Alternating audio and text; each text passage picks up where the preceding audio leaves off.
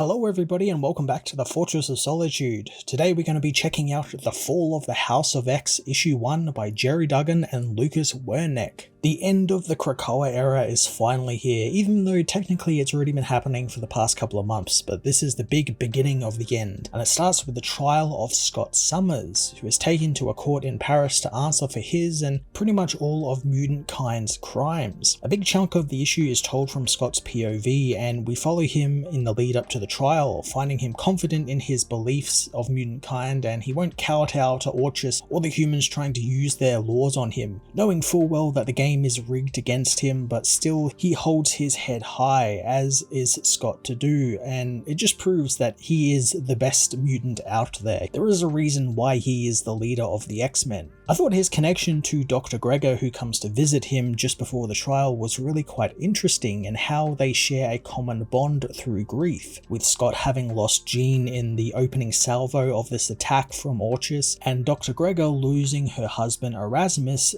during one of the X-Men's attacks, although Erasmus would later come back as Nimrod since his consciousness was uploaded into the machine. Scott here actually tries to make a connection with Gregor, something which seemingly surprises the woman that it's actually working, and it makes me wonder if they are planting the seeds of doubt for Orchis and their plans within her mind, since there was also this conversation with Scott she had in the book, and then later in the book there is this rather strange moment that I took with her kind of forming sort of a jealousy between Omega Sentinel and Nimrod, as they seem to be kind of very chummy, at least in this sequence that we see them in. It appears that Gregor does not like that, since of course Nimrod is technically her husband, or the man who was her husband, so she still has some sort of feelings for them, and seeing him,